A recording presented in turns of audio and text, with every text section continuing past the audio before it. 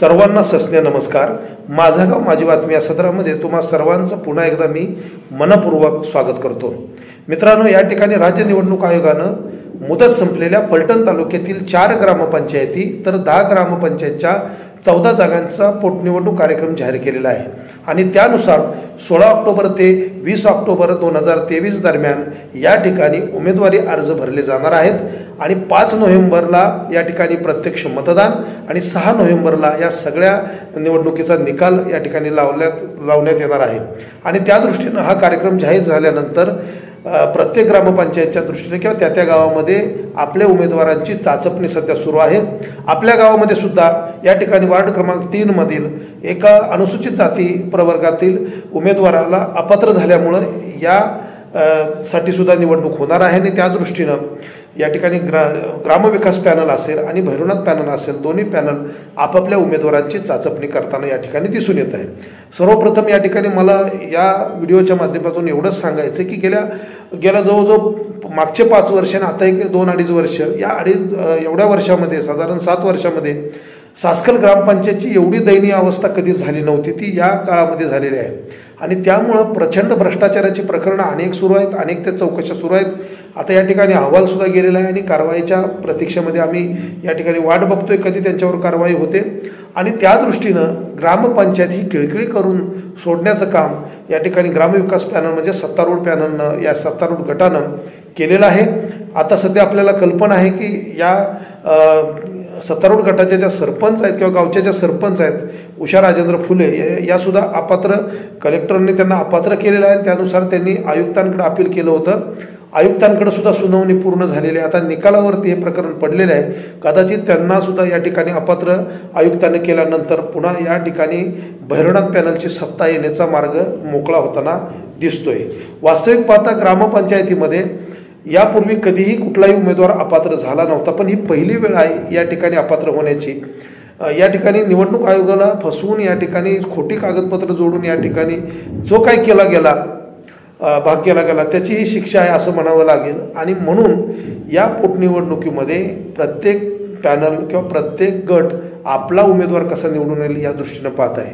मी या निवडणुकीकडे वेगळ्या अर्थाने बघत आहे की हा जो काही उमेदवार आहे तो मागासवर्गीय समाजाचा उमेदवार या ठिकाणी असणार आहे। दुर्दैवानं निवडणूक झाल्यानंतर जवळजवळ 2-2.5 वर्षांमध्ये आमचा जो मागासवर्गीय उमेदवार होता तो मागासवर्गीय उमेदवार तेवढा सक्रिय नव्हता आणि त्यामुळं असून नसल्यासारखी त्याची अवस्था होती, परंतु देर आहे दुरुस्त आहे या पद्धतीनं तो अपात्र झाल्यानंतर आता या ठिकाणी संधी आहे। वास्तविक पाहता मागासवर्गीय समाजाचे अनेक प्रश्न आहेत। जुन्या समाज मंदिरावरती 2 लाख रुपये खर्च केले, त्या ठिकाणी भ्रष्टाचार झाला हे सिद्धच आहे। ते कुणी किती लपवण्याचा प्रयत्न केला तरी ते लपणार नाही। जुनं समाज मंदिराच्या समोर बुद्धविहार आहे, आज तिथली वायरिंग सगळी निखळलेली आहे, फरशीला या ठिकाणी भेगा पडलेल्या आहेत, मागच्या बाजूला भिंतीचं प्लॅस्टर गेलेलं आहे, वरवंट्या त्यातलं पडायला झालेल्या आहेत। अशा अवस्थेत या ठिकाणी ते बुद्धविहार सुद्धा आहे। त्याचप्रमाणे या ठिकाणी पिण्याच्या पाण्याच्या टाकीच्या तिथं वेड्याबाबळीचं कुंपण वाढलेलं आहे, प्रचंड घाणीचं साम्राज्य त्या ठिकाणी आहे आणि काही लोकांनी जाणीवपूर्वक अतिक्रमण सुद्धा त्या जागेवर केलेलं आहे। इकडे सुद्धा ग्रामपंचायतनं कानाडोळा केलेला आहे। त्याचप्रमाणे जुन्या समाज मंदिरावरती जिथे 1,95,000 खर्च केला त्याच्या मागच्या बाजूला आणि त्याच्या आजूबाजूला सुद्धा घाणीचं साम्राज्य आहे, ते सुद्धा ग्रामपंचायतला नीट करता आलेलं आहे। त्याचप्रमाणे या ठिकाणी स्मशानभूमीची अवस्था अतिशय वाईट आहे। स्मशानभूमीवरती साधारण 1.5 वर्षापूर्वी त्या ठिकाणी टाकी सिमेंटची नेऊन ठेवलेली आहे आणि ती टाकी तिथं तशाच अवस्थेमध्ये आहे, त्याला कुठल्या प्रकारचं कनेक्शन दिलेलं नाही, कुठल्या प्रकारचं त्याला फाउंडेशन केलेलं नाही। रस्ता जो केला होता जुन्याच पुलाच्या निघालेल्या नळ्या तिथं टाकून तो रस्ता सुद्धा अजून व्यवस्थित केला गेलेला नाही। त्यामुळे मागासवर्गीय समाजाचं कोणतंही काम मार्गी लावण्यात आलेलं नाही आणि त्यामुळं मागासवर्गीय समाजाचा प्रतिनिधी आणि तोही अतिशय तडफदार, लायक आणि त्याला कायदा कळतो, ज्याला ग्रामपंचायत व्यवहार कळतो, अशातला जबाबदार माणूस या ठिकाणी या पदावर जाण्याची आवश्यकता आहे आणि त्या दृष्टीनं मी या निवडणुकीकडे बघत आहे। वास्तविक पाहता 15% रक्कम असेल, वित्त आयोगातल्या रक्कम असतील, समाजाची गरज काय, समाजाला कोणत्या गोष्टीची गरज आहे आणि त्या गोष्टी या ठिकाणी विचारात घेऊन त्या सदस्यांना सरपंचांना सांगून ही कामं मार्गी लावण्याची आवश्यकता होती, पण दुर्दैवानं तसं झालेलं नाही आणि त्यामुळं मला असं वाटतं की सत्तारूढ गट त्याच कुटुंबामध्ये पुन्हा उमेदवारी देण्याच्या तयारीत आहे. कदाचित महिला उमेदवार देण्याची सुद्धा तयारी त्यांची सुरू आहे असं मला ऐकायला मिळतं. उमेदवार कोणत्याही पार्टीनं, मी दोन्ही पार्टीनं या ठिकाणी सांगू इच्छितो, उमेदवार असा द्या की त्याला किमान ग्रामपंचायतचं दप्तर समजलं पाहिजे, कोणता निधी कुठं वापरायचा ते समजलं पाहिजे. आणि त्या दृष्टीनं या ठिकाणी शेवटी जनता ही प्रमुख आहे. लोकशाहीमध्ये कोणताही पॅनल, कोणताही पक्ष हा महत्वाचा नाही. लोकशाहीमध्ये जनतेच्या हातामध्ये सगळ्या सत्तेच्या चाव्या असतात आणि जनता ठरवते कोणाला निवडून द्यायचं आणि कोणाला त्या ठिकाणी घरी बसवायचं. या दृष्टीनं मागच्या वेळेस सास्कल जन आंदोलन समितीमुळं थोडंसं या ठिकाणी सत्तारूढ गटाला सत्ता मिळालीच. जर सास्कल जन आंदोलन समितीचे उमेदवार जर उभे नसते तर या ठिकाणी ग्रामविकास पॅनलची सत्ता कशीच आली नसती, हे मी या ठिकाणी प्रांजळपणे मान्य करतो. वास्तविक पाहता या ठिकाणी प्रत्येक जण मी मोठा या म्हणण्याच्या नादामध्ये आणि प्रत्येकानं एकमेकाचा सन्मान न केल्यामुळे आणि एकमेकाच्या विरोधातलं वातावरण तयार झाल्यामुळं ग्रामविकास पॅनलला या ठिकाणी सत्ता मिळाली. पण या ठिकाणी 2-2.5 वर्षामध्ये त्यांना चांगल्या प्रकारे या ठिकाणी कामं करण्याची गरज होती आणि मिळालेल्या सत्तेचं सोनं करण्याची गरज होती. पण वास्तविक पाहता ते जमलं नाही. या ठिकाणी शाळेचं निर्लेखन करण्याचा प्रश्न असो तेव्हा सास्कल जन आंदोलन समितीचेच लोक या ठिकाणी शिक्षणाधिकारी असतील, बांधकामचे अभियंता असतील, CO साहेब असतील यांना भेटतायत. म्हणजे सत्ता तुमच्या हातात आहे पण तुम्ही त्यासाठी कुठल्याही विकास कामासाठी प्रयत्न करत नाही, हे दुर्दैव आहे. आणि त्या दृष्टीनं हे जे काय यांनी जे भ्रष्टाचाराचं कुरण जे सास्कल ग्रामपंचायत केलेली आहे ती मुक्त करण्यासाठी या ठिकाणी सत्ता परिवर्तन हा याच्यावरचा चांगला, सोपा आणि सहज मार्ग आहे. वास्तविक पाहता उरलेला काही 1-2 वर्ष, 2-2.5 वर्ष राहिले असतील, त्यामध्ये हे जे काही रखडलेले काम आहे ते मार्गी लावण्याच्या दृष्टीनं सर्वांनी या ठिकाणी सत्ता बदल करणं गरजेचं आहे. कारण सत्तारूढ गट ज्यावेळेस निवडून येईपर्यंत आपले पॅनल असतात, पण निवडून आल्यानंतर विरोधक असो, सत्तारूढ गटाचा लोक असो, कुठलाही लोक असो, त्या माणसाचं काम करणं हे वास्तविक पाहता त्या पदाची गलिमा राखण्यासारखं आहे. परंतु दुर्दैवानं सरपंच आणि त्यांच्या संपूर्ण सदस्यांनी या ठिकाणी राजकारण केलं आणि विरोधकांची कामं हाणून पाडण्यामध्ये त्यांचा पुढाकार होता आणि त्या दृष्टीनं कोणतंही काम यशस्वीपणे मार्ग लागलं नाही. वास्तविक पाहता समोरच्या आळीतून या ठिकाणी स्टँड करून वरती येत असताना त्याच्यावरती साध्या 2-4 मुरमाच्या ट्रायल्या सुद्धा या टाकू शिकलेले नाहीत. त्यामुळं इतकं वाईट आणि एवढं दुर्दैव वाटतं की तुम्हाला सत्तेच्या चाव्या दिल्या, 14वा वित्त आयोग असेल, 15वा वित्त आयोग असेल, ग्रामनिधी असेल, ह्या सगळ्या निधीतनं तिथं त्या ठिकाणी तुम्ही टाकू शकत नाही. एवढं दुर्दैव तुम्ही या ठिकाणी आहे आणि तुमच्याकडे कुठलंही विजन आणि मिशन नाही. त्यामुळं ह्या सगळ्या गोष्टी घडलेल्या आहेत असं मला वाटतं. दुसरं या ठिकाणी या निवडणुकीच्या निमित्तानं मी जरूर सांगेन, समाजाला सुद्धा सांगेन, शेवटी एका विचारानं जर बिनविरोध आपल्याला देता आला तर जरूर त्याचं स्वागत सगळ्यांनी करावं. बिनविरोध देता आला तर द्यावा, कारण असाच माणूस पाहिजे. कारण सत्तेमध्ये बसलेले लोक हे गुंड प्रवृत्तीचे आहेत, भ्रष्टाचारी आहेत आणि त्यांना आपल्या हक्काचं भांडून घेण्यासाठी त्या स्वरूपाचा, त्याच दर्जाचा माणूस त्या ठिकाणी जाणं आवश्यक आहे. ना आपल्याकडे तसा माणूस आहे जो त्यांच्याबरोबर त्याने काम केलेलं आहे, त्यांच्या खाचा खळगा आणि त्यांनी केलेले सगळे काळे कोळशे त्या व्यक्तीला माहीत आहेत आणि त्या व्यक्तीला या ठिकाणी त्या व्यक्तीला कधी संधी मात्र दिलेली नाही आणि ती व्यक्ती या ठिकाणी या 2-2.5 वर्षामध्ये जे काही चुकीचं काम झालंय ते दुरुस्त करण्यामध्ये योगदान देऊ शकते. त्याला संधी द्यायला आपल्याला हरकत नाही.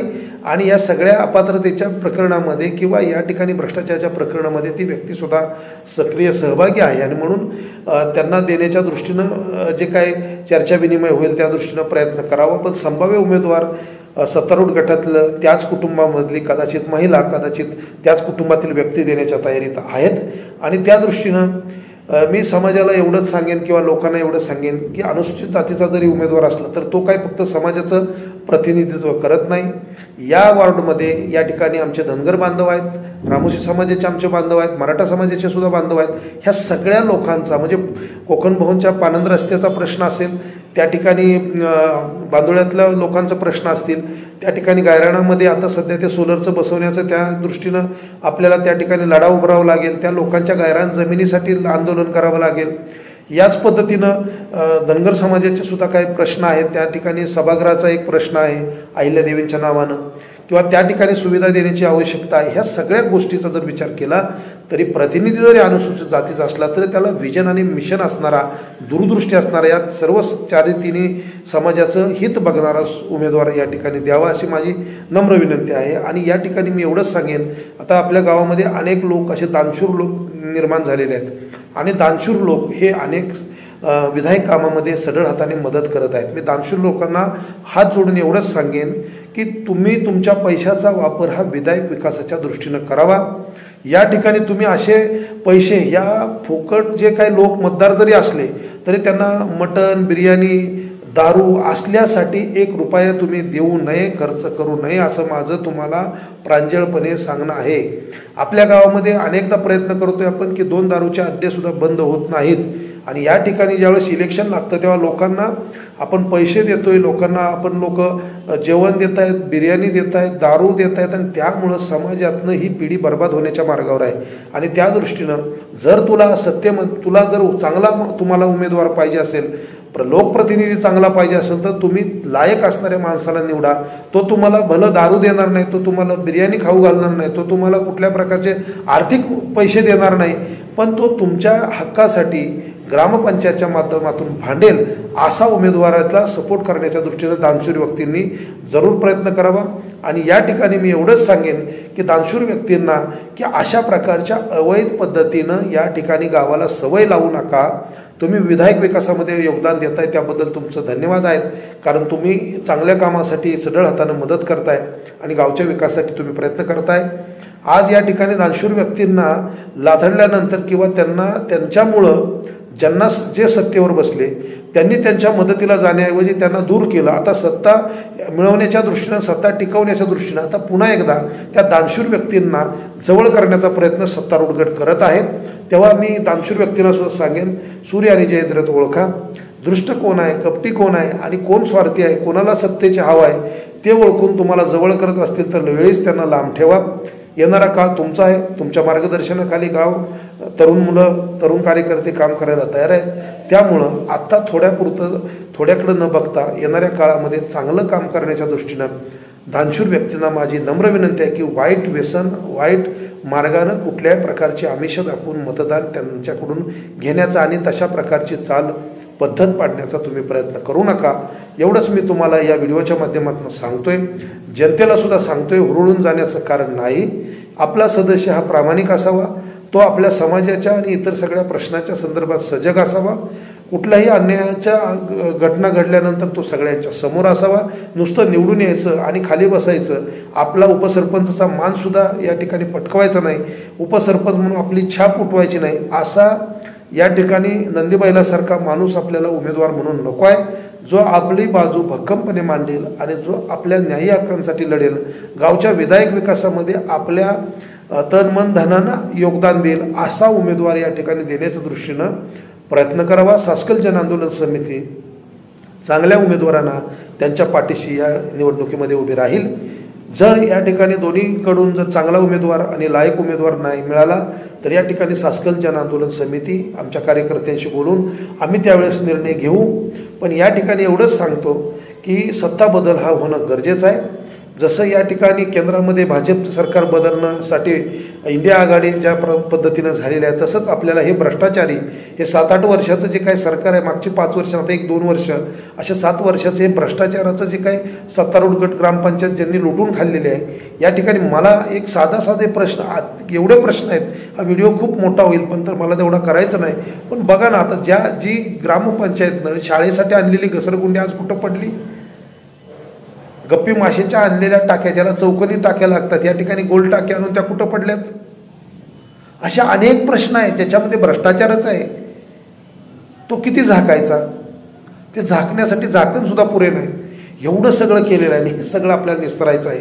पुन्हा एकदा नव्या जोमानं अखंड हरिनाम सप्ताह असेल, यात्रा असेल, आनंदानं सगळ्यांना एकत्र घेऊन जी पद्धत पूर्वी होती, सगळे लोक एकत्र येऊन गुन्ह्या गोविंदानं, कुणी कुणाचा द्वेष न करता ही जी काही कामं होत होती, गावचे विविध सांस्कृतिक कार्यक्रम होत होते, ते कुठंतरी त्याला खीळ घालण्याचं काम सत्तारूढ गटानं केलेलं आहे. येणाऱ्या काळामध्ये सत्ता परिवर्तन होणारच आहे. हे काळ्या दगडावरची रेख आहे. या ठिकाणी सरपंच जे आहेत त्यांना सुद्धा अपात्रते होणारच आहे. त्यामुळं सत्तारूढ गटाचं बलाबल जे काही सदस्य संख्या ऑलरेडी कमीच आहे आणि ती होणार आहे. आणि त्या दृष्टीनं मी सगळ्यांना विनंती करतो, उमेदवारांना सुद्धा विनंती करतो की तुम्ही उमेदवारी स्वीकारत असताना तुमचं विजन आणि मिशन काय, तुमच्या योजना काय, तुम्ही गावच्या विधायक विकासामध्ये काय योगदान देणार आहात, त्या दृष्टीनं प्रयत्न करावा. एवढंच मी या व्हिडिओच्या माध्यमातून सांगेन. निवडणूक लागलेली आहे. चाचपणी दोन्ही पॅनलची सुरू आहे. आम्ही सुद्धा आमची चाचपणी करून ठेवलेली आहे. आम्ही वेट आणि वॉचच्या भूमिकेत आहोत. कोण काय उमेदवार देतं, या ठिकाणी जो निष्कलंक उमेदवार असेल, ज्यानं कधीही या ठिकाणी समाजाचं, गावचं किंवा समाजाला वेठीस धरून समाजाच्या एखाद्या चांगल्या विधायक विकासाचं काम बंद पाडून गोरगरिबांच्या सायकली, कुणाचं काय, गोरगरिबांना मिळणाऱ्या योजना स्वतःच्या घशात घातलेल्या नाहीत, असला उमेदवार जर दिला तर सासकल जन आंदोलन समिती त्याला घरचा रस्ता दाखवल्याशिवाय राहणार नाही. आणि जो प्रामाणिकपणे एखाद्याचं नाव बदनाम असतं, परंतु आज त्या माणसानं गावच्या विकासासाठी योगदान दिलेलं आहे. मी या ठिकाणी ज्यांच्याबरोबर आम्ही विरोध केलेला आहे, आमचे कायमच विरोध राहिलेले उमेदवार जे सत्तारूढ गटाच्या विरोधात ज्यांनी मागं निवडणूक लढवली ते आमच्या विरोधात होते. त्यांच्या विरोधात आम्ही उभं राहून आम्ही निवडून आलो. आम्हाला सत्ता मिळाली, 5 वर्ष आम्ही सत्ता भोगली. पण त्या व्यक्तीनं कधीही 5 वर्षामध्ये कोणत्याही विधायक विकासाच्या कामामध्ये आम्हाला वैयक्तिक आणि गावच्या कुठल्याही कामाला विरोध केला नाही. म्हणजे याच्यामध्ये जरी आपण विरोध एकमेकाच्या असलो तरी त्या माणसानं कधीही विरोध केला नाही. उलट आदरानं या ठिकाणी प्रत्येक कामामध्ये माझा सपोर्ट आहे म्हणून सांगितलं. अशी व्यक्ती जर येत्या काळामध्ये उमेदवार आम्हाला मिळाली, ज्या व्यक्तीला या ठिकाणी मागच्या याच्यामध्ये पराभव स्वीकारावा लागला, त्या व्यक्तीला आपण पुन्हा एकदा संधी देण्याच्या दृष्टीने सुद्धा विचार करू शकतो. आणि त्या दृष्टीनं तशीच व्यक्ती ग्रामपंचायतमध्ये पाहिजे. कारण या ठिकाणी चोरांचं खळं ग्रामपंचायतीमध्ये झालेलं आहे. त्यांना त्याच भाषेमध्ये उत्तर देणारा सडेतोड विचाराचा माणूस, त्याचप्रमाणे फुले शाहू आंबेडकर विचारधारेचा माणूस या ठिकाणी ग्रामपंचायतमध्ये जाणं गरजेचं आहे. सामाजिक सलोखा राखणं गरजेचं आहे. जात धर्म पंथ याच्या पलीकडे जाऊन माणूसपणाचं आणि गावच्या विकासाचं स्वप्न ज्याच्याकडे आहे असा माणूस या ठिकाणी निवडून देण्याच्या दृष्टीनं आपण प्रयत्न करू. मी सगळ्या ग्रामस्थांना सुद्धा विचार करायला सांगत आहे की असाच उमेदवार आपल्याला गरजेचा आहे. त्यामुळं दोन्ही पॅनल जे असतील आपले आपले उमेदवार बघत असताना चाचपणी करतायत. काही ठिकाणी पैशाचं सुद्धा पाऊस पडण्याची शक्यता आहे. लोकांना आमिष दाखवली जातील. सोसायटी तर आहेच हातामध्ये त्यांच्या, की जे सोसायटीची कर्ज देऊन त्या लोकांना आपलंसं करण्याचं तर हत्यार त्यांच्याकडे आहे. परंतु मी एवढं सांगतो, तुमच्या स्वतःच्या वैयक्तिक स्वार्थासाठी गावचं नुकसान होऊन देऊ नका. तुम्हाला या ठिकाणी कर्ज मिळेल, पण गावचं नुकसान, हजारो पुढच्या येणाऱ्या पिढ्यांचं नुकसान होणार आहे, ते टाळायचं असेल तर योग्य माणसाला आपण निवडून द्यावं अशी मी विनंती करतो. या ठिकाणी जी निवडणूक लागलेली आहे त्या निवडणुकीसाठी उमेदवार जे कोणी निघतील त्यांना समाजा शुभेच्छा आहेत. पण जन आंदोलन समिती ही सत्यावरती चालणारं आमचं युनिट आहे. ज्या ठिकाणी आम्हाला कुठं गैर दिसेल, वावगं दिसेल, भ्रष्टाचार दिसेल, त्या ठिकाणी कोणत्याही पॅनलची सत्ता असो त्या ठिकाणी आम्ही आमचा प्रोटेस्ट नोंदवल्याशिवाय राहणार नाही आणि त्यांना धारेवर धरल्याशिवाय राहणार नाही. त्यामुळं खुर्चीवर बसणाऱ्यांनी विचार करूनच बसायचं आहे. येणाऱ्या काळामध्ये गावचा विकास करायचा असेल तर सत्ता बदल केला पाहिजे. ज्यांना जे भ्रष्टाचाराचं जे कुरण झालेलं आहे ते नष्ट केलं पाहिजे आणि सत्तारूढ गटाला खाली खेचल्याशिवाय गावचा विकास होणार नाही. एवढंच सांगतो आणि थांबतो. धन्यवाद.